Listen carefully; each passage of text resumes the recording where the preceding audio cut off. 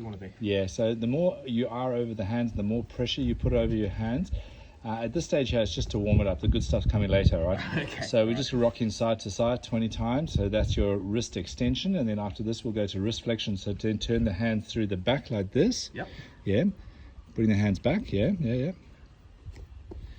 That's it. Lock the elbows, turn the bicep in and forward, and rock side to side 20 times, yeah? So you just need to do this one of 20 times either side. Okay. Index finger facing forward, biceps, crook of the elbow facing forward. Lift up onto your first knuckles, and you're going to do 10 reps of those. Very good at pushing up through your shoulders throughout the movement.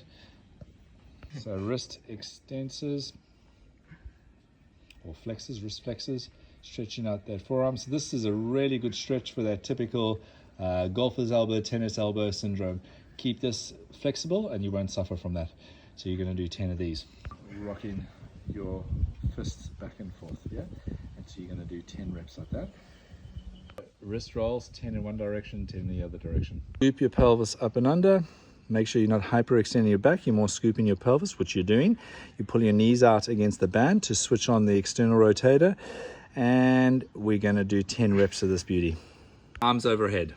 Press like you're doing a handstand. Push your lower back flat into the ground. So that lower back needs to be pressing solidly into the floor. There must be no gap in your lumbar spine. Pull your knees up over your hips. Bring your legs up over your knees. Lock your legs. Point your toes. Now brace your abs. Squeeze your butt up and under and push your arms back so your fingertips are touching the ground, and don't arch the lower back. Only hold where you can. So you see your knees are bending there. Don't let your knees bend. That's your position. That's where you're starting. Eventually your legs will be down the bottom here that you're holding, mimicking the handstand hold. But this gives you an idea of what needs to be done, yeah? So you're going to hold that 10 to 30 seconds. Walking into the wall. Now, push up through your shoulders. Point your toes on the wall. Now, squeeze your butt up and under and press up through your shoulders.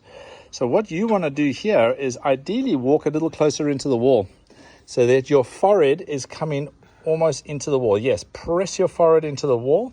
The only thing that's touching the wall is your point your toes are your toes. Tuck your pelvis up and under, and you're trying to create the perfect vertical line on this one. Pressing up through your shoulder blades. When you're feeling you're fatiguing, you can't hold your glutes tucked up and under, or you can't press up through your shoulders, then you know it's time to exit. You're aiming to build this up to a 30-second hold, yeah? Nice and steady forward. So step up, meet both feet together, step forward, stop. Then come down. So you know what I mean? It's just safety, just for now. I know you can do it, but just for safety, because you're introducing dynamic movement to your body, so you don't want to jump the gun in this one. So step, stop. Look at your foot, twist your foot out. Twist your knee out, come down as far forward as you possibly can, stretch out. Good. Make sure that front heel doesn't lift up, yeah? Step up. Other leg. Step, stop, front heel flat into the ground, eyes forward. Now remember with a band, pushing out, yes, can you feel the difference there? So there you're stretching out the shoulder girdle and you're switching on the external rotators of your shoulder blades, yeah? All right. So with this one here, I want you to attempt anything from 16 to 20 lunges, yeah? If that's too easy for you, you can just up the reps, yeah? Okay. You should feel a burn in your quads there. Hinging leg back. As far over as you can go, looking ahead to keep your spine in a nice neutral, correct lumbar curve. And pulling into the side, keeping your eyes forward. Careful not to drop your back over. Keep your spine erect the whole time, yeah? So keep as best balanced as you can. You're going to do 4 to 6 reps. So one rep is going back and side. 3 blocks, shoulders together, pelvis tucked up and under. Point your toes, lock your legs, squeeze your bum. Trying to create a straighter line as you possibly can. Pointing toes, squeezing butt up and under. So continuously trying to push the toes down as you tuck your pelvis under. You can feel how much more challenging it is to hold your pelvic tilt when you do that, yeah?